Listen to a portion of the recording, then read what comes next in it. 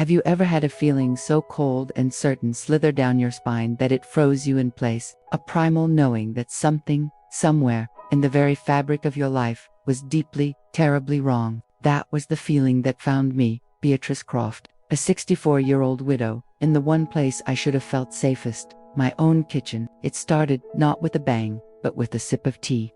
My tea, the same Earl Grey with a splash of milk I'd drunk every morning for 20 years, a ritual as comforting as my own heartbeat. But on that unremarkable Tuesday, the flavor was a lie. It was metallic, chemical, a bitterness that clung to my tongue and whispered of poison. I spat it into the sink, my heart hammering a frantic rhythm against my ribs. Was I losing my mind, or was someone trying to make me believe I was? Where are you watching this from right now? A cozy home, a busy coffee shop, wherever you are, take a moment and imagine the trust in your own home turning to dust on your tongue. If you've ever felt that icy prickle of suspicion, you'll understand my story. Please, make sure to comment below where you're joining me from. And if you know what it's like to have your reality questioned, hit that like button and subscribe for more stories of truth uncovered. The world, in the 6 months since I'd lost my Arthur, had become a landscape painted in shades of gray. The house we'd filled with 42 years of laughter and love now echoed with a silence so profound it felt like a physical presence. I was adrift, a ghost in my own life, trying to navigate the empty spaces where a great man used to be. My children, Mark and Clara, had been my anchors, their weekly calls and monthly visits a tether to the world of the living, or so I had believed. Mark, my 38-year-old son, was a force of nature in the financial world. His life a whirlwind of mergers and acquisitions that left little room for quiet moments with his grieving mother. His calls were brief, efficient birthdays, Mother's Day, a quick check-in that felt more like an item on a corporate to-do list. Clara, 35, and a fiercely independent graphic designer, had always been more emotionally available, but her own life in the city was a vibrant tapestry of deadlines and social engagements. I understood, I encouraged their busy lives. A parent's job, after all, is to become unnecessary. But then, the landscape shifted. The bitter tea was the first crack in my reality, but it was quickly followed by the headaches. They arrived each afternoon with the grim punctuality of a jailer, a deep, throbbing pressure behind my eyes that felt like a vice slowly tightening. They were debilitating, sending me stumbling to my bedroom, desperate for the relief of darkness and silence. My doctor, the kindly and perpetually weary Dr. Evans, had nodded sympathetically. "Grief is a physical burden, Beatrice," he'd said, his voice a soft, practiced balm. "Stress can manifest in the most peculiar ways. Your blood pressure is fine, your vitals are strong. Try to rest." I wanted to believe him. I tried to attribute the strange taste, the pounding in my skull, to the overwhelming weight of loss. But the logical, methodical part of my mind, the part that had run a household, raised 2 children, and been the calm, organized center of Arthur's whirlwind, career whispered that this was something else. The symptoms were too specific, too perfectly timed to remove me from my own life for hours at a stretch. And then came the most bewildering change of all, the suffocating, clawing attention from my children. It began subtly. Mark started showing up at my door unannounced, his arms laden with bags of gourmet groceries, foods I would never buy, from stores I never shopped in. He filled my refrigerator with organic, free-range, artisanal items that seemed less about nourishment and more about display. "Just thought I'd save you a trip, Mum," he'd say, his smile not quite reaching his cool, assessing eyes. He'd then spend an hour checking things: the water pressure in the taps, the filters in the furnace, the seals on the windows, his presence feeling less like a son's visit and more like a property appraisal. Clara's approach was more insidious. She began insisting on staying over 2, sometimes 3 nights a week. "This big, old, empty house is too much for you, Mum," she'd coo, her voice dripping with a saccharine concern that set my teeth on edge. "I worry about you being all alone with your thoughts." She'd arrive with her expensive overnight bag, filling the silent rooms with a constant, nervous chatter that felt rehearsed, her artist's eyes constantly scanning, evaluating, touching my belongings with a possessiveness that felt like a violation. The attention didn't feel loving, it felt predatory. It was the behavior of vultures, patiently circling, waiting for the last spark of life to flicker out so they could descend. The pieces, the altered tea, the convenient headaches, the sudden, smothering vigilance began to form a disturbing mosaic I could no longer ignore. A cold, Solid dread began to crystallize in my chest. A diamond of certainty formed under immense pressure. The tipping point came during one of Clara's caring dinners. She had prepared a rich, creamy pasta dish, another deviation from my normal, simple diet. Over a dessert of a chocolate torte so dense it felt like eating sign, I decided to test the waters. I adopted my best wistful, slightly confused expression, the one I'd seen them exchange knowing glances over. "You know," I began, sighing as I pushed the torte around my plate, "I've been thinking, I need a change, a real change of scenery, to clear my head of all these cobwebs. I saw the most beautiful advertisement for a river cruise through the south of France. I'm thinking of booking it. Just go." The reaction was not just immediate, it was seismic. Clara's fork slipped from her fingers, clattering against the fine china with a sound like a shattering bell. Mark, who had been raising a glass of wine to his lips, choked, sputtering the expensive burgundy onto the tablecloth. His face was a rapidly cycling slideshow of emotions: shock, panic, calculation,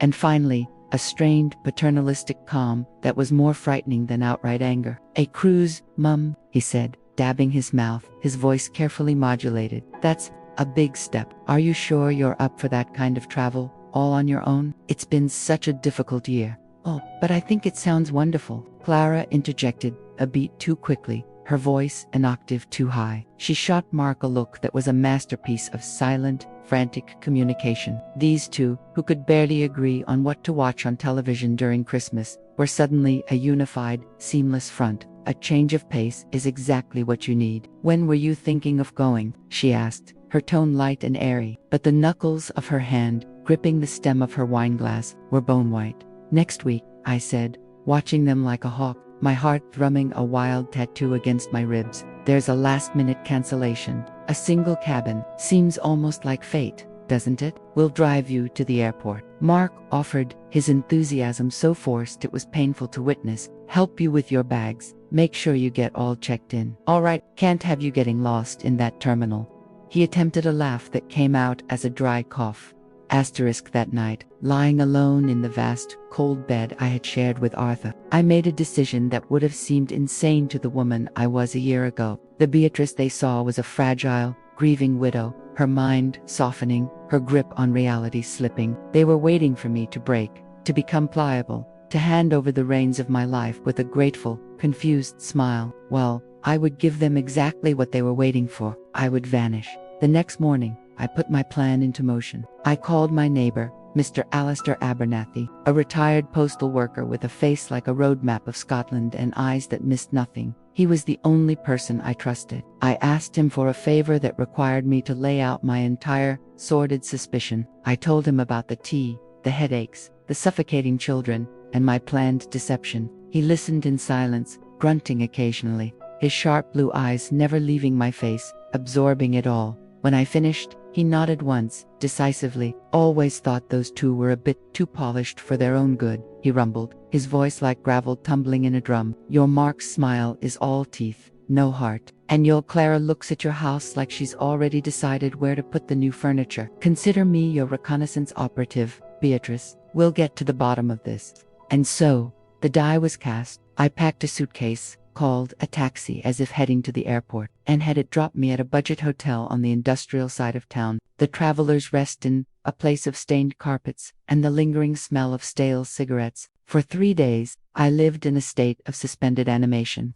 My existence reduced to bad coffee, the drone of cable news, and the gnawing, corrosive anxiety of what I might discover. I was a ghost in a different machine, waiting to haunt my own life. On the 4th night, as a cold, persistent rain began to fall, I sat in a rented, unassuming gray sedan across the street from my own home. The house stood dark and silent against the bruised purple sky, a monument to the life I had built, now feeling like a foreign country. What was I doing here? A 64-year-old woman, shivering in a cheap rental car, spying on her own home, like a character in a seedy detective novel. The absurdity of it was almost enough to make me start the car and drive back to the hotel, to pretend none of this was happening. But then, at precisely 11:58 p.m., the passenger door opened and Alistair Abernathy slid in, bringing with him the scent of damp tweed and faint pipe tobacco. I nearly jumped out of my skin, my hand flying to my chest. "They're here," he whispered, his voice a low, conspiratorial rumble. "Your Mark arrived about an hour ago in his fancy car. Clara showed up 10 minutes later in hers. They've been moving around inside with flashlights. No main lights." My heart was a frantic bird beating against the cage of my ribs. "Doing what, Alistair? What are they doing?" He checked his old-fashioned, leather-strapped wristwatch, its face glowing faintly in the dark. "Wait for it, lass. Just wait for it." As the distant church bell began to toll midnight, the house suddenly, violently, came to life. Every single light, from the porch to the upstairs bedrooms, blazed on simultaneously, transforming the dark silhouette into a brilliant, shocking diorama. Through the large living room window, I saw Clara in the kitchen, her hands sheathed in bright yellow rubber gloves, systematically emptying the contents of my cabinets onto the counters. She was handling my grandmother's pottery, my wedding silver, holding items up to the light, examining them with the cold detachment of an appraiser. In the living room, Mark was using his phone to take photographs, not casual snaps, but deliberate, multiple-angle shots of Arthur's collection of first-edition novels, the Tiffany lamp we'd found on a trip to New York, the small but valuable Qashqai rug. They moved with a cold, methodical, and terrifying efficiency that stole the very breath from my lungs. This was not a casual visit. This was an inventory.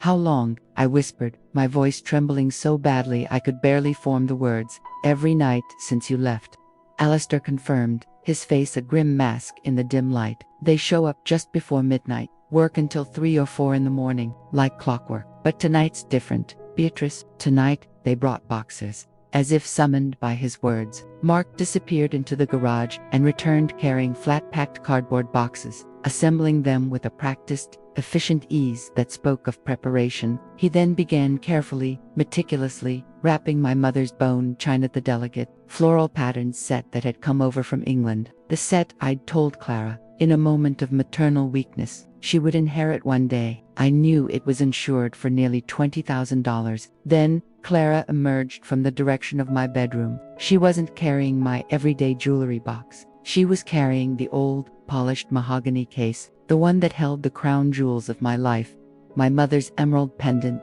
the diamond tennis bracelet Arthur had surprised me with for our 30th anniversary, the pearl necklace his mother had given me when we married. I was watching my children, the two people I had loved and nurtured more than anyone on earth, systematically ransack my life, my history, my memories. The evidence was no longer a cold suspicion in my gut. It was a horrifying pantomime playing out behind the glass of my own home's windows. The love I felt for them didn't just wither, it curdled in my chest, transforming into something hard, cold, and unforgiving. Alistair placed a gnarled, age-espoused hand over mine on the steering wheel. His touch was surprisingly warm. "Beatrice, this has gone far enough. We need to call the police, now." But a strange, supernatural calm was descending over me, smothering the initial shock and horror. The tears that had threatened moments before dried up, replaced by a clear, focused, and absolutely merciless fury. They thought I was a feeble, confused old woman on a boat somewhere, easily manipulated and conveniently out of the way. They had no idea who they were truly dealing with. They had awoken the woman Arthur had always called his secret weapon. "Not yet, Alistair," I said, my voice now steady and cold as ice. I pulled out my smartphone, its camera a tiny, powerful weapon, in my shaking hand. "First," I said, zooming in on the scene in my living room, on my son's face, as he carefully placed a piece of my history into a cardboard coffin. "I want to see exactly how far down this rabbit hole goes." The recording light glowed red in the darkness, a single, unblinking eye of truth. Asterisk. But then, at precisely 11:58 p.m., the passenger door opened and Alistair Abernathy slid in, bringing with him the scent of damp tweed and faint pipe tobacco. I nearly jumped out of my skin, my hand flying to my chest. "They're here," he whispered, his voice a low, conspiratorial rumble. "Your Mark arrived about an hour ago in his fancy car. Clara showed up 10 minutes later in hers. They've been moving around inside with flashlights. No main lights." My heart was a frantic bird beating against the cage of my ribs. "Doing what, Alistair? What are they doing?" He checked his old-fashioned, leather-strapped wristwatch, its face glowing faintly in the dark. "Wait for it, lass. Just wait for it."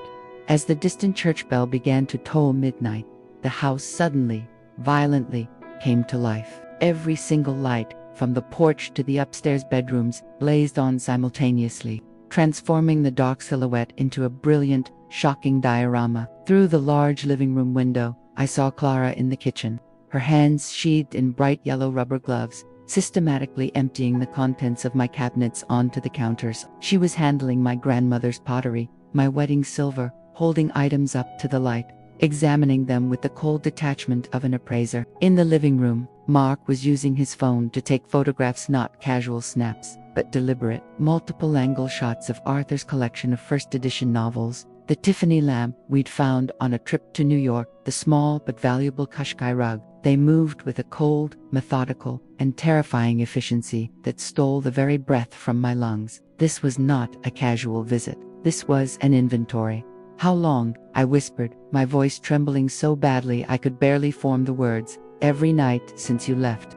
Alistair confirmed, his face a grim mask in the dim light. "They show up just before midnight, work until 3 or 4 in the morning, like clockwork. But tonight's different, Beatrice. Tonight, they brought boxes." As if summoned by his words, Mark disappeared into the garage and returned carrying flat-packed cardboard boxes, assembling them with a practiced, efficient ease that spoke of preparation. He then began carefully, meticulously, wrapping my mother's bone china, the delicate, floral patterned set that had come over from England. The set I'd told Clara, in a moment of maternal weakness, she would inherit one day. I knew it was insured for nearly $20,000. Then, Clara emerged from the direction of my bedroom. She wasn't carrying my everyday jewelry box. She was carrying the old, polished mahogany case, the one that held the crown jewels of my life, my mother's emerald pendant, the diamond tennis bracelet Arthur had surprised me with for our 30th anniversary, the pearl necklace his mother had given me when we married. I was watching my children, the 2 people I had loved and nurtured more than anyone on earth, systematically ransack my life, my history, my memories. The evidence was no longer a cold suspicion in my gut. It was a horrifying pantomime playing out behind the glass of my own home's windows. The love I felt for them didn't just wither, it curdled in my chest, transforming into something hard, cold, and unforgiving. Alistair placed a gnarled, age-espoused hand over mine on the steering wheel. His touch was surprisingly warm. "Beatrice, this has gone far enough. We need to call the police, now." But a strange, supernatural calm was descending over me, smothering the initial shock and horror. The tears that had threatened moments before dried up, replaced by a clear, focused, and absolutely merciless fury. They thought I was a feeble, confused old woman on a boat somewhere, easily manipulated and conveniently out of the way. They had no idea who they were truly dealing with. They had awoken the woman Arthur had always called his secret weapon. "Not yet, Alistair," I said, my voice now steady and cold as ice. I pulled out my smartphone, its camera a tiny, powerful weapon, in my shaking hand. "First," I said, zooming in on the scene in my living room, on my son's face, as he carefully placed a piece of my history into a cardboard coffin. "I want to see exactly how far down this rabbit hole goes." The recording light glowed red in the darkness, a single, unblinking eye of truth. The morning after my vigil, the world had fundamentally changed. The colors seemed sharper, more vivid, as if a filter of maternal love and trust had been stripped from my eyes, revealing the stark, unflinching reality beneath. The comforting illusions of family were gone, replaced by the cold, hard architecture of a meticulously planned betrayal. I sat in my sterile hotel room, at the Traveler's Rest in the garish-patterned curtains drawn against the indifferent daylight, and began to plot They thought they were playing a high-stakes game of chess against a novice, but they had forgotten who taught them the game. Arthur had been a grand master of strategy, both in the courtroom and at the dining room table, and I had been his most attentive student for 42 years. My first move was a feint, a probe designed to test their defenses and confirm their intentions. I called Mark from the hotel phone, carefully modulating my voice into a confused, slightly shaky tremor I knew would push all his condescending buttons. "Mark, honey, it's Mum. I'm having the most peculiar problem."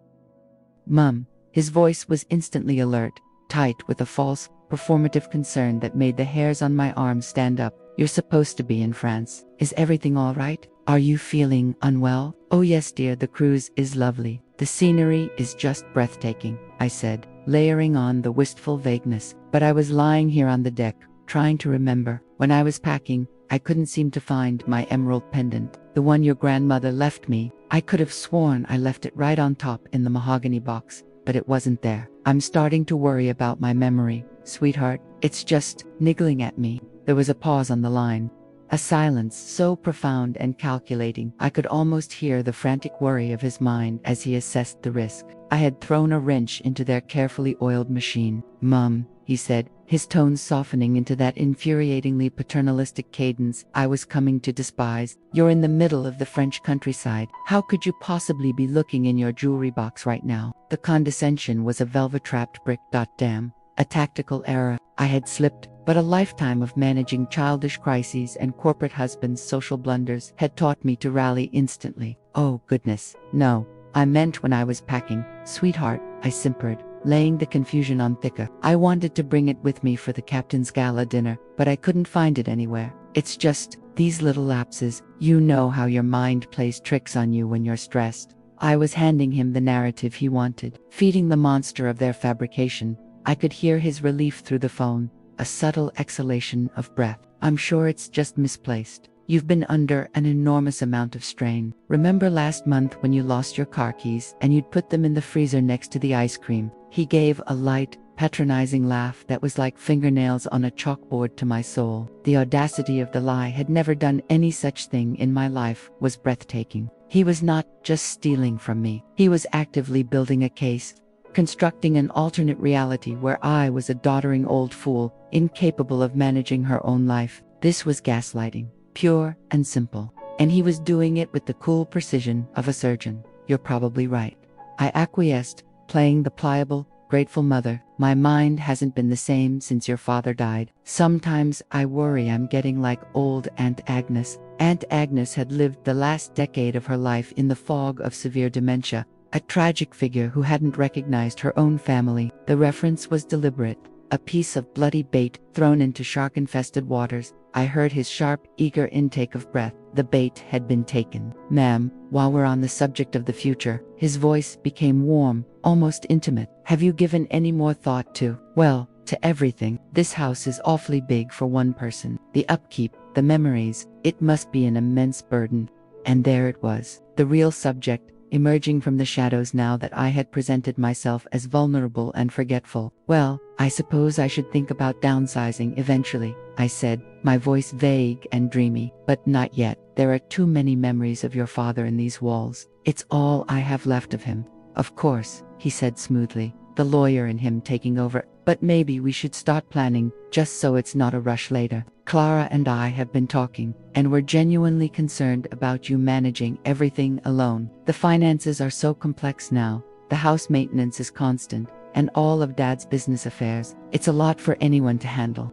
I let him talk, a torrent of faux-concerned suggestions and veiled warnings that all boiled down to the same stark message. "You are no longer capable. Let us take control." I took meticulous notes on the cheap hotel notepad, my handwriting steady and precise, each of his words another shovelful of dirt on the grave of our relationship. I documented his tone, his specific phrases, the way he subtly reinforced the idea of my incompetence. After I hung up, the hotel room was suffocatingly quiet. These were my children, the boy whose fever I had stayed up all night to soothe, reading the wind in the willows until my voice was hoarse, the girl whose heart I had glued back together after her first devastating breakup, holding her while she cried herself to sleep. I had worked part-time jobs to help with their university fees, had celebrated their successes, and mourned their failures as if they were my own. I had loved them with a ferocity that was as fundamental to me as breathing, and they saw me as a ledger sheet, a collection of assets to be liquidated,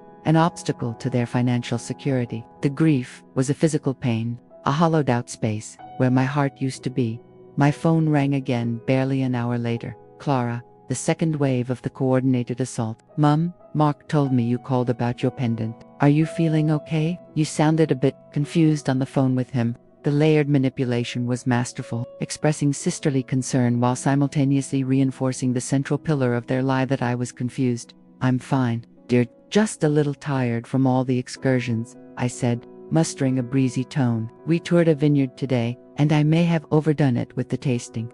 I gave a light, self-deprecating laugh. "About the jewelry, Mum," she pressed on, her voice sweet and syrupy as poisoned honey. "When you get back, Why don't Mark and I come over and help you go through everything? We can organize it all properly, take an inventory, and maybe we should think about getting a safety deposit box at the bank for the most valuable pieces. You never know with break-ins these days. It would give us all such peace of mind. A safety deposit box that they would of course need access to, and which would conveniently remove the evidence of their theft from the premises. The sheer, brazen gall of it was almost impressive. It was a move of such audacious cunning that I felt a perverse flicker of pride, quickly extinguished by the chilling reality. "How thoughtful of you," I said, my voice dripping with false gratitude. "We'll see, dear, I should go. They're starting the evening entertainment in the main lounge. A magician, I think." The banality of the lie was its own shield. After she hung up, I sat in the silence for a long moment, the hum of the hotel mini-fridge, the only sound. Then I picked up the phone and called Alistair Abernathy. "Alistair, I need you to do something for me tonight. Name it, Beatrice. I want you to call the police if you see them in my house again. Don't say it's me asking. Tell them you're a concerned neighbor and you've seen unauthorized individuals entering the property late at night, several nights in a row. Tell them you're worried it's a burglary ring casing the place." "Are you sure?" he asked, his voice heavy with the weight of what I was asking. "Once we bring the law into it, there's no going back. They are your flesh and blood, Beatrice." "That," I said, my voice cold and steady as polished granite, "is exactly why I'm sure. They've forfeited the right to be protected by that bond." The plan was set. At 12:37 a.m., my hotel phone jangled me awake. It was Alistair. "The police are here. 2 cruisers. Your kids are on the front porch under the spotlight, talking to the officers. They look like deer caught in the headlights. The officers want to speak to the homeowner. They need confirmation that you gave them permission to be in your house." This was it, the point of no return. I could protect them, weave a story about a terrible misunderstanding, a mix-up in communication, and let the charade continue. I could be the forgiving mother, papering over the cracks with the weak mortar of familial obligation. Or I could speak the unvarnished, brutal truth, and watch their carefully constructed world of lies begin to crack and splinter. I felt no hesitation. The mother in me had been murdered by their betrayal. The survivor was now in charge. "Transfer me to the officer," I said, my voice clear and firm. A deep, professional voice came on the line. "Mrs. Croft, this is Officer Miller. We have 2 individuals here, Mark and Clara Croft, who claim to be your children and state they have your permission to be in the home while you're traveling overseas. Can you verify that for us?" I took a deep, deliberate breath, the air cold in my lungs. "Officer Miller, I never gave my children permission to be in my house while I am away. In fact, I was very specific. I told them I wanted the house to remain completely empty and secure. I did not give them a key, and I did not authorize their entry for any reason." The silence that followed was more satisfying than I could have imagined. It was the sound of their house of cards trembling in the wind. "Ma'am, would you like to press charges for breaking and entering?" A part of me, the wounded, raw part, wanted to scream, "Yes, arrest them, let them feel the cold steel of handcuffs." But the strategist in me, the one who had learned from Arthur, knew that a public, messy arrest might limit my future options. I needed to understand the full, horrifying scope of their plan. I needed more evidence. "Officer, is it possible to issue a formal no trespass order without filing formal charges tonight? I would like to speak with them myself when I return from my trip and understand what on earth they were thinking." "We can do that," Officer Miller said. "They will be formally barred from the property until you personally rescind the order in writing. We'll also be confiscating the boxes of items they'd already packed as potential evidence." "Perfect. Thank you, officer." 30 minutes later, Alistair called back, a note of grim triumph in his voice. "You should have seen it, Beatrice." It was a picture. Clara turned on the waterworks, talking about a terrible misunderstanding, that they were just securing your valuables. Mark tried to pull rank, talking about family matters and private property rights. The officers weren't having any of it. They took the boxes, your mother's china, the jewelry case, the lot, and Beatrice. The officers found lists, detailed, typewritten lists of your belongings, room by room, with estimated values next to each item. It was clinical. I hung up and stared at my reflection in the hotel's dark television screen. The woman looking back had the same soft, gray-framed face, the same lines etched by time and laughter. But her eyes were different. They held a glint of cold, unforgiving steel, My children had made a critical, fatal error. They had mistaken a mother's love for weakness, a widow's grief for senility. They had awoken the woman Arthur had always known was there, the one who was not to be trifled with, the one he called his lioness. I had 3 more days of my fabricated vacation. 3 days to transform completely from the prey to the predator. I checked out of the Travelers' Rest Inn and drove directly to the county courthouse. If Mark and Clara wanted to play hardball with their mother's life, they were about to learn that I hadn't just been making tea and arranging flowers during Arthur's decades as a top-tier corporate lawyer. I had been his confidant, his sounding board, his strategic partner. I had learned the law not by degree, but by osmosis, and I knew how to build a fortress. I walked up the imposing stone steps, my back straight, and approached the information desk. I need to speak with someone about estate planning and asset protection, I told the clerk, my voice ringing with a newfound authority. Specifically, protection from predatory family members. The attorney assigned to me by the legal aid office was a woman named Dr. Eleanor Vance. She was perhaps in her early 50s, with a severe, intelligent face framed by a sharp, dark bob, and eyes the color of flint that missed nothing. She reminded me unsettlingly of what Clara might have become if her ambition had been tempered by integrity and a moral compass. Dr. Vance listened without a single interruption as I laid out the entire sordid affair, from the first bitter sip of tea to the horrifying midnight inventory of my home. She took notes, not on a traditional yellow legal pad, but on a sleek digital tablet, her stylus moving in swift, precise strokes, her expression professionally neutral. Yet, I saw the faint, telltale tightening around her mouth when I described the typewritten lists with estimated values next to my family heirlooms. Mrs. Croft, she began, setting her stylus down precisely parallel to the tablet's edge. What you're describing is, unfortunately, a common and deeply distressing pattern. It's often referred to as inheritance, impatience, or predatory inheritance. Adult children begin to view their aging parents not as people with autonomy and dignity, but as obstacles standing between them and their anticipated wealth. The police have physical evidence of them removing items from your home without permission. They confiscated boxes containing my mother's bone, china, and my primary jewelry case, I confirmed, my voice steady. My neighbor, a reliable witness, can testify to seeing them packing other items on previous nights. I also have my own photographic and video evidence from last night. Dr. Vance gave a single, sharp nod. Good. Documentation is crucial.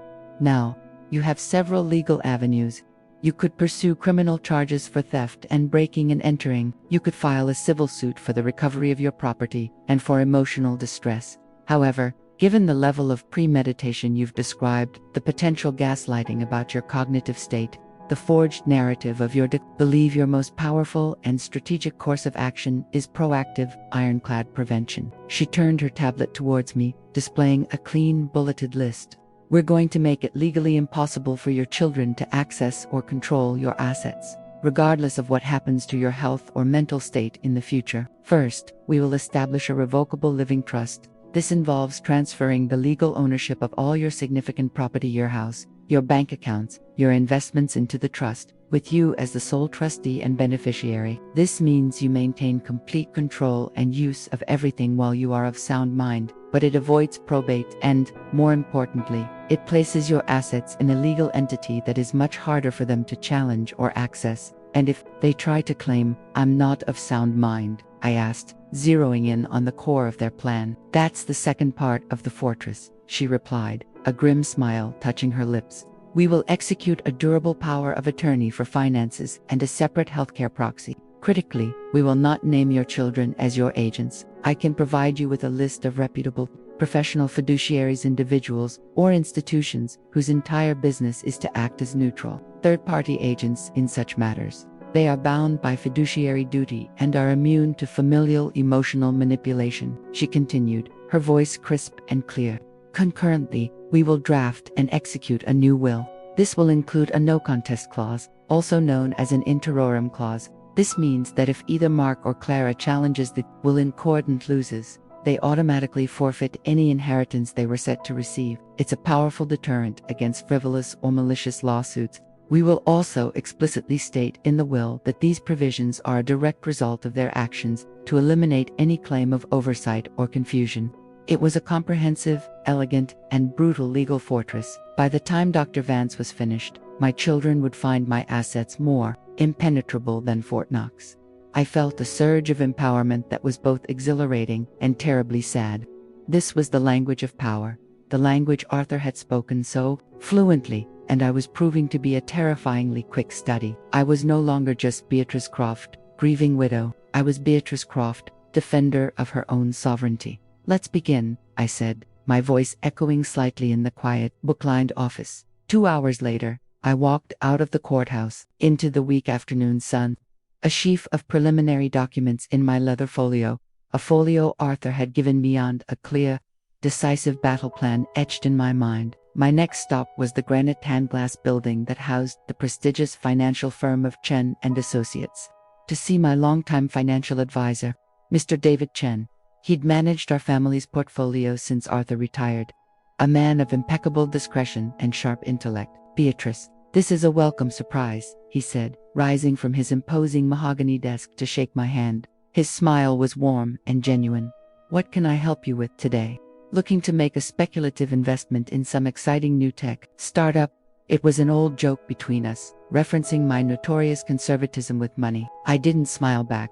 I got straight to the point, my tone leaving no room for pleasantries. "David, I need you to move all of my and Arthur's assets into new, consolidated accounts.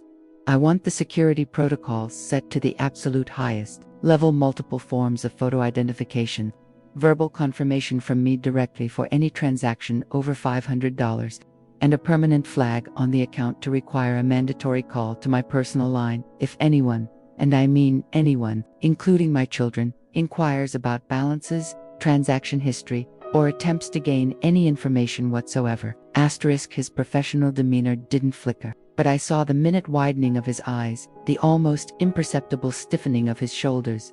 "Of course," he said without hesitation, already turning to his computer. "I can implement those changes immediately. The enhanced security protocols will be active within the hour, and the beneficiaries on your accounts. Should I pull up the current designations?" I opened my folio and handed him a sheet of paper I had typed on the hotel's business center computer. My handwriting, I felt, would betray a tremor that my voice did not. "I am updating them, effective immediately. Here is the new distribution."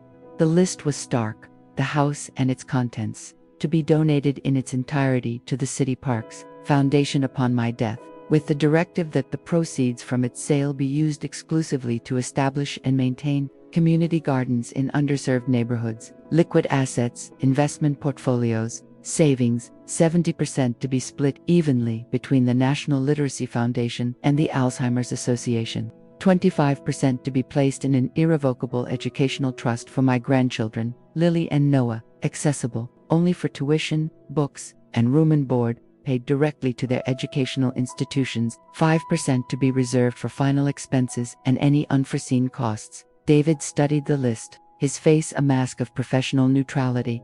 Finally, he looked up, his dark eyes meeting mine. "And for Mark and Clara." I held his gaze squarely, my own eyes dry and steady. "They will each receive $1. The memo line on the electronic transfer will read, 'For the value of the loyalty and respect you showed your mother.'" A muscle in his jaw twitched as he fought to maintain his composure. He looked down at the list again, then back at me, and gave a slow, solemn nod. "Understood. I will process these changes myself. Everything will be legally airtight and electronically documented by the end of the business day." That evening, back in the isolation of my hotel room, I felt a strange sense of peace amidst the storm. I was no longer a passive victim. I was an active agent in my own defense. Fortified by the day's work, I decided it was time to stir the pot, to see how my children would react when their narrative was challenged. I called Mark, making my voice sound weary and confused. "Mark, honey, it's Mum. I just got the strangest call from Mr. Abernathy. He said the police were at the house last night." "What on earth happened? I'm so worried." His voice was a strained wire, tight with controlled panic. "Mum, it was a ridiculous misunderstanding. A busybody neighbor with too much time on his hands called about suspicious activity. But Clara and I were just checking on the place, like you asked us to, making sure everything was shipshape. The lie, delivered with such practiced, smooth-faced ease, was more chilling than any outburst of anger could have been. I never asked you to check on the house, Mark, I said, injecting a note of firmness into my feigned confusion. I was very clear before I left that I wanted the house to remain empty, and the alarm set. I specifically remember that conversation. You must have forgotten, he said, his voice dripping with that condescending, paternalistic concern that was becoming his trademark. With the stress of the trip and the memory issues you've been having, it's completely understandable. The gaslighting was now brazenly out in the open. They weren't just stealing, they were actively trying to rewrite my reality, to convince me and anyone who would listen that I was an unreliable narrator in my own life. Memory issues? I let my voice tremble with feigned hurt and indignation. Mark, are you suggesting that I'm not thinking clearly, that I don't remember my own conversations? I'm suggesting you're under a lot of strain and maybe not seeing things objectively, he countered, his tone gentle but firm, the perfect portrayal of a concerned son dealing with a difficult parent. Clara and I are worried. We think it would be a very good idea for you to see Dr. Evans for a full checkup when you get back, a cognitive evaluation, just to be safe. Dr. Evans, who had known me for 20 years, had they already been to see him? Had they already started planting their poisonous seeds, showing him the lists of my supposed confusions and memory lapses? You know, that's a very good idea, I said, switching tactics abruptly from defensive to compliant and grateful. In fact, I think I should have a proper, comprehensive cognitive evaluation, just to put everyone's minds at ease, including my own. I laid the hook with the skill of a master angler. The relief in his voice was so palpable it was almost a physical thing reaching through the phone line. That's great, Mum. Really great. That's the responsible thing to do. We just want what's best for you. As soon as I hung up, I didn't hesitate. I called Dr. Evans's private line. Jonathan, it's Beatrice Croft. Beatrice, to what do I owe the pleasure? Don't tell me you're having more of those headaches. No, Jonathan, I'd like you to schedule me for a comprehensive cognitive assessment as soon as possible. There was a long, stunned silence on the other end of the line. Beatrice, whatever for? You were in here for your physical not 2 months ago. You were sharper than most of my medical interns. You corrected my Latin. I need you to document my mental state, Jonathan, thoroughly, and I need a notarized report of the findings. I took a deep breath. I have reason to believe my children are actively laying the groundwork to have me declared incompetent. The silence this time was heavier, filled with a dawning, professional understanding. I see, he said, his tone shifting instantly from friendly banter to one of grave seriousness. I've seen this before, Beatrice. It's a special kind of cruelty, one that preys on the natural fears of aging. Come in Friday morning. First thing, I'll clear my schedule. We'll run the full battery of Test the Mocha, the MMSE, neurological workups, the works, and I will provide you with a detailed, notarized report of the results. Friday couldn't come soon enough. The following day, I drove home Thursday night. My river cruise officially over. Stepping back over the threshold of my house felt like entering a crime scene that had been sanitized, but still vibrated with the negative energy of the violation. Knowing that Mark and Clara had crept through these rooms, their greedy, calculating hands on my things, their minds reducing a lifetime of memories to dollar signs, made the very air feel contaminated. On the kitchen counter, as if they owned the place and had simply forgotten them in their haste. One found the lists Mr. Abernathy had mentioned. Clara's elegant, flowing script detailed my jewelry collection with notes like emerald pendant, Art Nouveau, approx. $8,000 and asterisk diamond tennis bracelet minus 5 carats total. G color, $15,000 plus asterisk. Mark's blocky, aggressive printing cataloged, furniture, art, and even Arthur's collection of vintage wrist with values scribbled in the margins. But it was the note at the very bottom of Mark's list, scrawled hastily as an afterthought, that turned the blood in my veins to ice. Dr. Evans apt, discussed noted confusion, memory lapses, getting lost, possible early signs of cognitive decline, get referral to neurologist.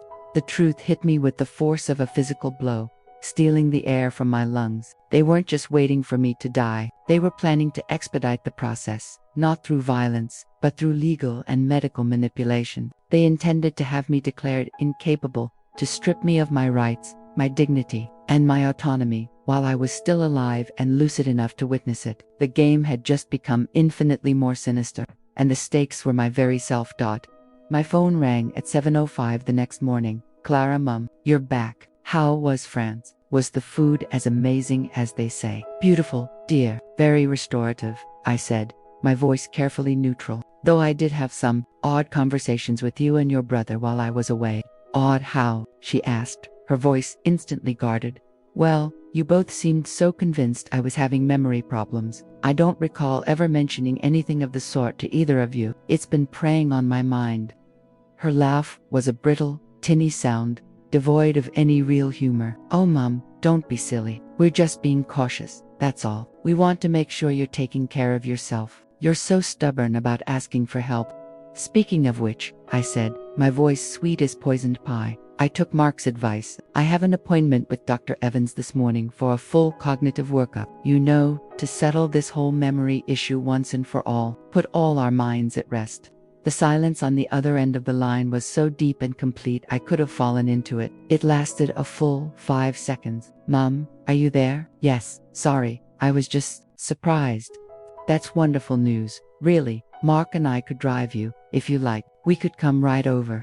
That won't be necessary, I said, my voice crisp and clear, every syllable a shard of ice. I am perfectly capable of driving myself to my own doctor's appointment. I hung up and looked at my reflection in the hall mirror. The woman staring back was about to ace the most important test of her life, and then she was going to administer one of her own. Dr. Evans's cognitive evaluation was not merely thorough, it was exhaustive. A 3-hour mental marathon that pushed my faculties to their limit. It began with the standard Montreal cognitive assessment MOSHA, where I had to draw a clock showing 10 past 11, repeat a list of words, and identify silhouettes of animals. From there, it escalated in complexity. He tested my recall with long, detailed stories I had to repeat back immediately, and then again after a 20-minute delay filled with other tasks. He assessed my reasoning with complex logic puzzles and nuanced ethical dilemmas that would have stumped a philosophy student. He evaluated my executive function by having me plan a hypothetical, large-scale charity gala with a limited budget, competing priorities, and a tight deadline, all while being intermittently interrupted with unrelated questions.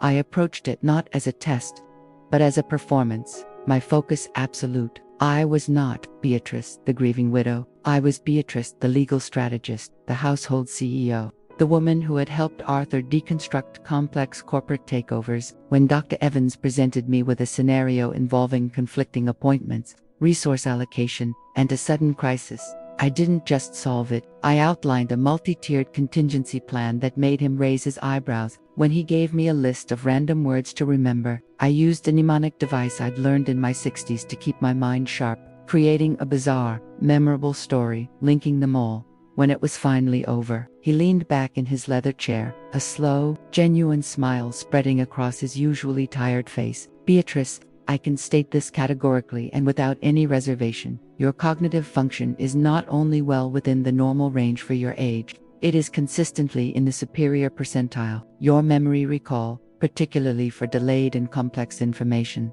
is exceptional. Your problem-solving and executive function skills would put people half your age to shame. Frankly, I'm impressed.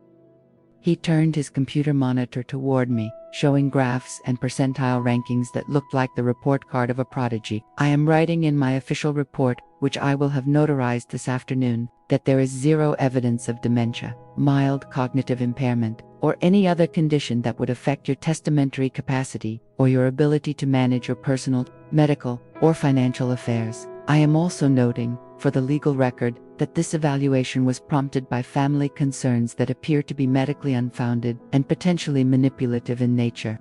I drove home with the thick, notarized report on the passenger seat, feeling its weight was more substantial than mere paper. It was my shield, my suit of armor, protecting me from their lies. My growing, cold resolve was my sword. That evening, as predicted, Mark and Clara arrived together for their orchestrated family meeting. They settled into my living room with the smug assurance of poker players who believe they are holding a royal flush. Unaware I could see every card in their hand, Clara had brought a bottle of wine, another expensive one from Arthur's cellar, a transparent attempt to set a conciliatory mood. I noted it, filed it away. Mum, Clara began, adopting her most sincere, wide-eyed expression. We're so glad you're back safely. We need to have a serious, loving talk about your future. This house, your well-being. We've been so worried. What about my well-being? I asked, playing the part of the slightly bewildered, fragile mother to perfection.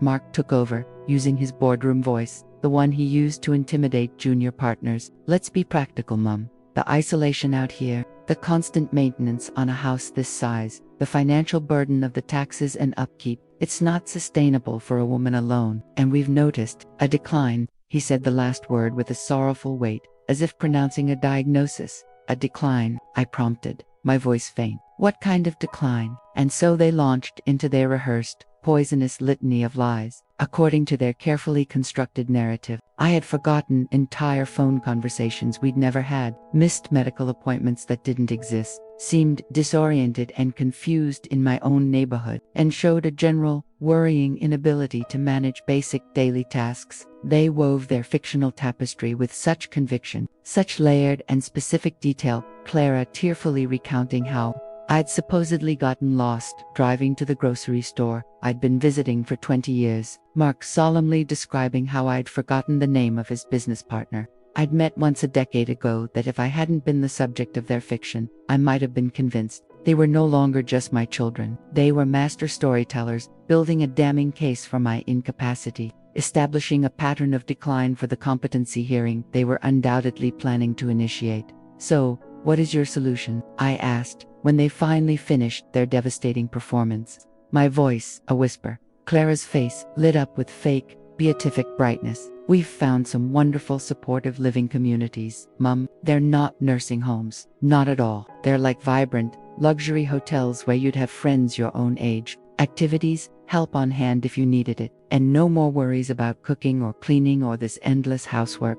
She made my home, my sanctuary, sound like a prison labor camp, and we'd handle everything with selling the house. Mark jumped in, not missing a beat. All the paperwork, dealing with the realtors, the staging, the negotiations. You wouldn't have to lift a finger. We could have you settled in your new, carefree life in a matter of weeks. Oh, thoughtful, I murmured, looking down at my hands as if overwhelmed. You've already found these places. We've done extensive research, Mark admitted, a little too readily. We've visited half a dozen. There's one, Silver Birch Haven, that has a vacancy right now. It's perfect. We could tour it tomorrow. A vacancy, I said, looking up, my voice losing its tremble and gaining a new, sharp edge. How remarkably convenient for a woman who, according to you, can barely remember her own name and gets lost on her own street. A facility just happens to have an immediate opening. The temperature in the room plummeted. Clara's smile vanished as if wiped away. Mark's confident posture stiffened. Mum,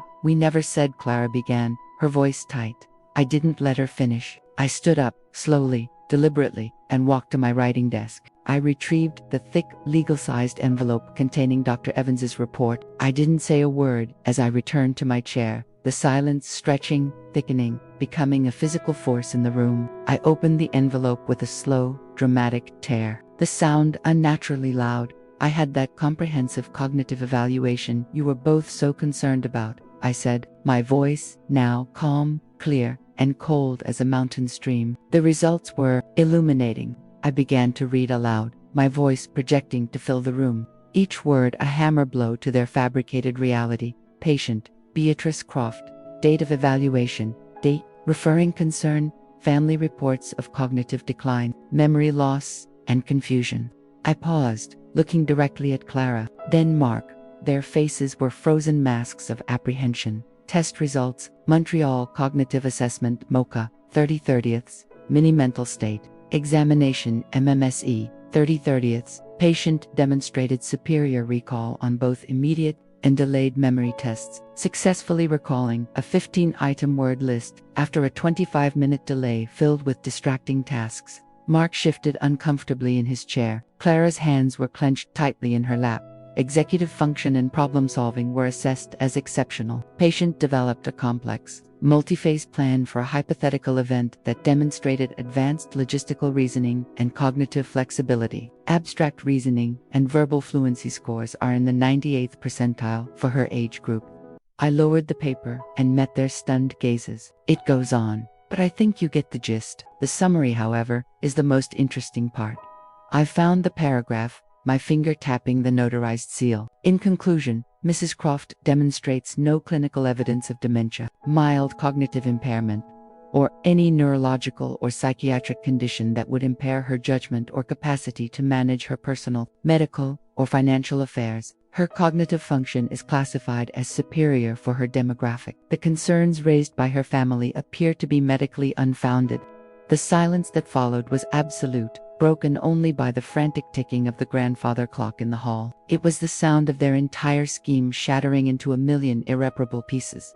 Clara was the first to break. The tears that came now were not the performative ones from the police encounter. They were sharp, angry tears of thwarted ambition. "Mum, we can explain." I held up my hand, the gesture final and absolute. "I'm not finished." I let the report rest on my lap. I also met with my attorney, Dr. Eleanor Vance, and my financial advisor, Mr. David Chen. This week, it seems my estate planning and financial security needed a significant update. Mark found his voice, a strangled, desperate sound. "Mom, stop. We can explain everything. We were scared for you." "Explain what?" My voice was quiet, but it cut through their protests like a scalpel. "Explain how you broke into my house night after night. How you made itemized lists of my possessions like you were liquidating an estate. How you packed my mother's china into cardboard boxes. How you planned to have me declared incompetent so you could steal everything Arthur and I spent a lifetime building." "We weren't stealing," Clara cried, her voice rising to a hysterical pitch. "We were trying to protect you. We were scared you'd be taken advantage of by some conman,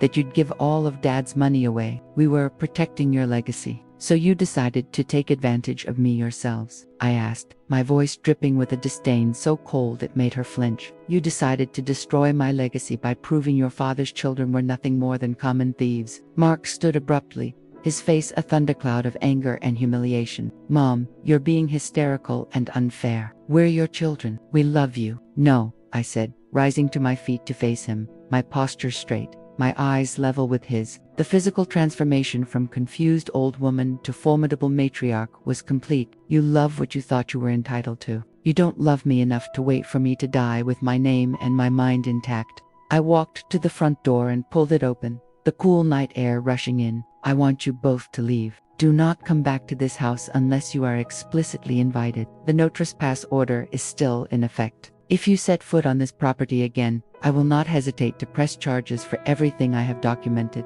They filed out, shell-shocked and silent. Clara was sobbing, great heaving gulps that shook her shoulders. But as Mark passed me on the porch, he stopped. He turned, and the look he gave me was one I had never seen from him before. It was stripped bare of all pretense, all false affection, all familial bond. It was pure, undiluted, ice-cold hatred. "This isn't over, Mum," he hissed, his voice low and venomous. "You'll see. You're an old woman. You'll fall, you'll get sick, and you'll need us, and we will remember this."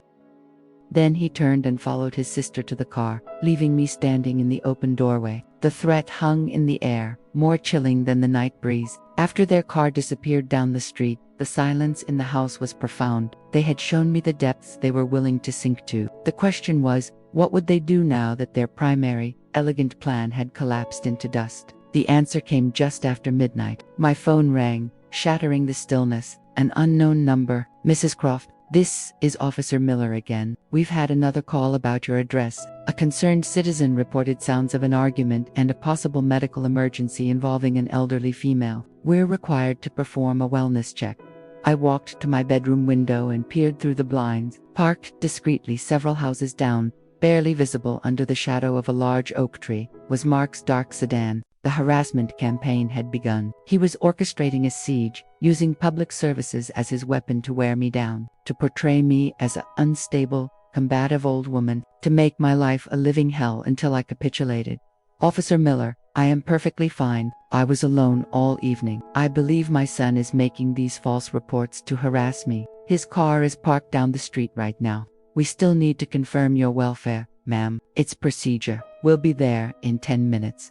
15 minutes later, 2 uniformed officers confirmed I was safe, sound, and perfectly lucid. As their cruiser pulled away, its taillights disappearing around the corner, I watched Mark's car slink off into the night. The gloves were off. The war had escalated from clandestine theft to open aggression, and I was ready. If they wanted to fight dirty, I would show them the ferocity of a mother who had nothing left to lose but her own freedom. Asterisk. The harassment intensified over the following days, a relentless, grinding barrage of bureaucratic weaponry designed to exhaust and isolate me. Monday morning began not with peace, but with a ring of the doorbell and the stern-faced visit from a caseworker from Adult Protective Services, investigating a detailed, malicious report of self-neglect and financial exploit. Of course, anonymously by my concerned children. I sat calmly with the social worker, a weary-looking woman named Ms. Davison, in my pristine living room. I served her tea in my mother's china, which I had retrieved from the police evidence locker. I showed her Dr. Evans's glowing,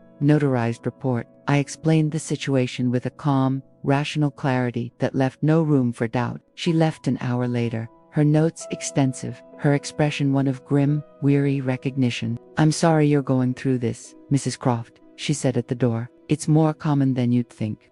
No sooner had her car left the driveway than a van from the gas company arrived, insisting on a full internal inspection for a reported, potentially lethal gas leak. Then, the fire department, checking on anonymous tips about blocked exits and faulty wiring. Each visit was preceded by an anonymous, frantic call, each one designed to drain me, to paint a picture of a household in chaos, to make my life so administratively difficult that the sterile, controlled environment of Silver Birch Haven would start to look like a peaceful refuge. I documented everything, every false report, every unnecessary agency interaction, the name of every official, the time and date of every visit. I kept a dedicated logbook, just as I had once kept the family calendar. I was building a paper trail that would lead directly to a judge, and I was doing it with the meticulousness I had once applied to planning my children's birthday parties. On Friday, the phone rang. It was Clara. Her voice was thick with the promise of tears, a carefully calibrated performance of remorse. "Mom, I haven't been able to sleep. I've been sick with guilt.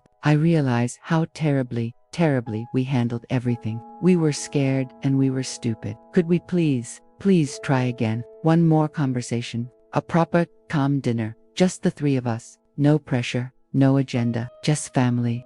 The desperation was palpable, a sour note beneath the saccharine plea. They needed face-to-face contact. The indirect harassment wasn't working fast enough. I was proving more resilient than they had anticipated. They were running out of options and were now preparing their endgame. I knew it was a trap, a viper's nest disguised as an olive branch. But I also knew that to win this war decisively, I had to spring their trap on my own terms and expose the viper for all to see. "All right," I said, feigning a reluctant, wary warmth. "Saturday, 7 p.m., but this is the last time. I mean it, Clara. Thank you, Mum. Thank you." The relief in her voice was genuine, and that knowledge chilled me to the bone. As soon as I hung up, I called Alistair Abernathy. "Alistair, I need you to be my eyes and ears tomorrow night. I want you to record everything that happens from the moment they arrive until the moment they leave. Audio and video, if you can manage it from your vantage point." "You think they're planning something drastic?" he asked, his voice grim. "I think they're getting desperate," I replied, looking out at my quiet street. "And desperate people do reckless, stupid things." Saturday evening arrived, heavy with unspoken threat. At 7 p.m., on the dot, Mark and Clara appeared at my door, dressed not for a casual family dinner, but as if for a high-stakes business merger. Clara carried a bottle of wine, a very expensive, dust-covered Burgundy I instantly recognized from the back of Arthur's prized temperature-controlled cellar. "A peace offering," she said, her smile brittle and too wide. "It's the Domaine della Romana Conti. The 1990 Dad was saving it for your 45th anniversary." The emotional manipulation was masterful, a calculated strike at my heart using the ghost of my husband, a move of such profound cynicism it took my breath away. "Arthur would have loved to share this with you both," I said, playing my part, my voice soft with a grief that was, for once, entirely real. I took the bottle, the glass cool and familiar in my hands. Mark took it from me and opened it with a sommelier's precise, reverent movements. "A toast," he said, pouring 3 generous glasses into the good crystal. He was careful, deliberate. My glass was poured last, from a specific part of the bottle, and he placed it directly in front of me with a subtle, almost imperceptible glance at Clara. "To family," he intoned, his eyes locked on mine. 2 second chances. "To family," I echoed.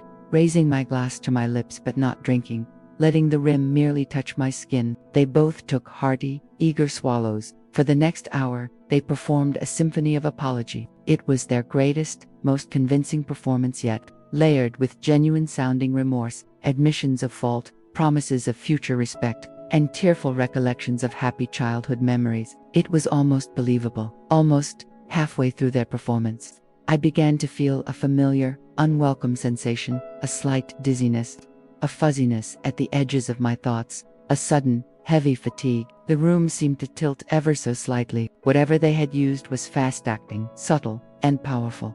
I excused myself to the bathroom, taking my nearly full glass with me under the pretext of wanting a refill of water. Inside, with the door locked, I dumped the drugged wine down the sink and rinsed the glass thoroughly, splashing cold water on my face. I had to play this carefully, perfectly. I had to be impaired enough to lure them into revealing their hand, but lucid enough to witness and record it. When I returned, I allowed my steps to be slightly unsteady, my movements slower. "Mum, are you all right?" Clara asked, her voice laced with a fake, cloying concern. "You look very pale all of a sudden." "Just a little dizzy," I mumbled, letting my words slur slightly. "Must be the wine. Stronger than I'm used to." On an empty stomach, I leaned heavily on the back of the sofa.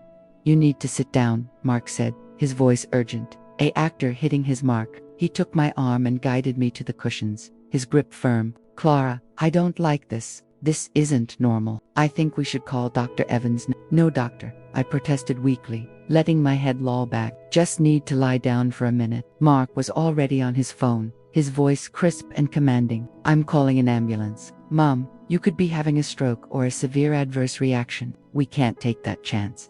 His performance was flawless, the picture of a terrified, responsible son making a tough, necessary decision. The ambulance arrived with startling speed. As the paramedics assessed my vitals, Mark and Clara provided a chorus of concerned, damning commentary. "She's been so confused lately," Clara told the lead paramedic, her eyes wide with manufactured fear, "forgetting things, getting disoriented. We've been so worried. She lives all alone. Has she been on any new medication? Could she have mixed something with the alcohol?" the paramedic asked, shining a light in my eyes. "We don't think so," Mark said, his voice heavy with feigned worry. "But she's been secretive, and these spells are becoming more frequent. We were just talking about it before she collapsed." I lay on the gurney, listening to them systematically dismantle my credibility, and felt a cold, clear fury burn away the last of the drug's seductive effects. This was it, the final, desperate play. Drug their mother, get her hospitalized, and while she was sedated, vulnerable, and labeled as cognitively impaired, they would swoop in with their forged medical power of attorney and have me shipped off to Silver Birch Haven, where I would be out of the way forever.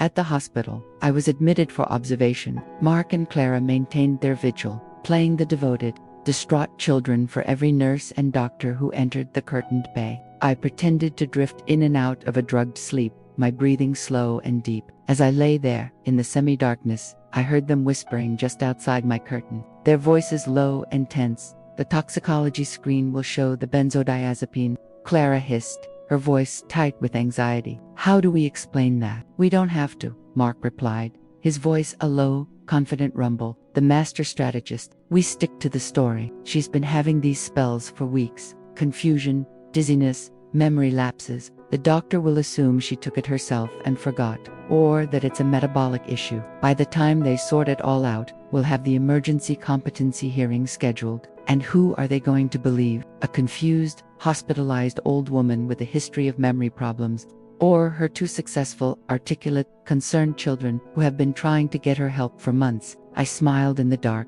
my hand closing around the smartphone I had hidden under the blanket. Its recording function, having captured every damning, conspiratorial word. They thought they had won. They had no idea. They had just handed me the keys to their own destruction. I was discharged from the hospital Sunday morning with a clean bill of health for any stroke or cardiac event, and a copy of a toxicology report that listed a significant, unprescribed presence of lorazepam in my system. Dr. Evans was waiting for me in the discharge lounge, his face a thundercloud of professional fury. "Beatrice, this is beyond the pale. This is criminal. They drugged you. This dosage, in combination with alcohol, could have caused respiratory arrest in someone your age. This wasn't just fraud, this was assault. They could have killed you. But they didn't, I said, my voice calm, though my hands were shaking slightly as I signed the discharge papers. They underestimated me. And now, Jonathan, I need you to be ready to testify. I have their confession. My first call from the hospital payphone, and I didn't want to use my own cell yet, was to Dr. Eleanor Vance. My second was to Officer Miller, to whom I played the crystal-clear audio recording from the hospital hallway. His professional detachment evaporated completely. Mrs. Croft, we'll need that phone as evidence immediately. This is conspiracy, assault with a deadly weapon, attempted kidnapping. My God, we'll have warrants for their arrest within the hour. The following hours were a blur of controlled, satisfying chaos. Police officers visited Mark's downtown office and Clara's minimalist apartment. The forged medical power of attorney documents were seized from their computers. The itemized lists, the photos from my phone, my detailed logs of their harassment campaign, and the damning, irrefutable recording created a case so airtight it was suffocating. They were charged with a devastating litany of crimes: forgery, filing false police reports, conspiracy to commit fraud, elder abuse, and most seriously, assault with a deadly weapon, the drugged wine, and attempted kidnapping for their plan to have me forcibly admitted to Silver Birch Haven. The public fallout was swift and brutal. The story, with its Shakespearean themes of greed, betrayal, and a mother's fierce resilience, was catnip for the local news. I gave one carefully controlled, televised interview, not for revenge, but as a warning beacon to others. I sat in my living room, the picture of dignified, unbroken resilience, and told other seniors to trust their instincts, to document everything, and to never, ever let the sacred ties of family blind them to malignant, predatory behavior. The legal process was a grim, grinding, and deeply sad affair. Faced with the mountain of incontrovertible evidence, the recording being the nail in their coffin, their attorney advised them to plead guilty to avoid an even more devastating trial. Mark, as the perceived mastermind, was sentenced to 5 years in state prison. Clara, portrayed as following his lead, received 3 years. Their professions, his in high finance, hers in the design world, were utterly destroyed, annihilated by the felony convictions and the accompanying, humiliating publicity. The deepest cut, the one that still brings a sharp, aching pain to my chest, concerned my grandchildren. Clara's husband, Leo, a decent and quiet man from whom she had been estranged, filed for and was granted full custody of their children, Lily and Noah.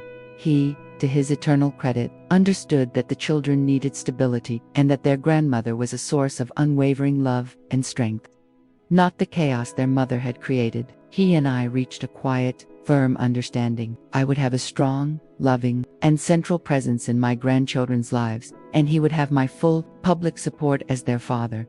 About a year after the sentencing, when the sharp edges of the pain had begun to soften, I received a letter from Clara. It was different from the others she had sent from the correctional facility. Less self-pitying, less focused on her own suffering, and more reflective, more honest. Mum, I have had nothing but time to think, time to strip away all my own lies and justifications, until there was nothing left but the ugly, naked truth. I wasn't protecting you. I wasn't protecting the family. I was a thief. And I was worse than a thief because I tried to steal your mind along with your possessions. I felt entitled to the life you and Dad built because I was your daughter. I see now that love isn't a transaction that ends with an inheritance. I see the monstrous thing I became. I understand why you can't forgive me. I don't expect you to. I don't deserve it. I just want you to know that I am, finally, truly remorseful. Not just regretful that I got caught. Please don't let my catastrophic failure as a daughter poison your relationship with Lily and Noah. They adore you. They need you. Clara. I read it once, sitting in the garden Arthur had loved so much. Then I folded it carefully and filed it away in the box with the rest of the legal documents, the evidence, and the memories of the war. It was over.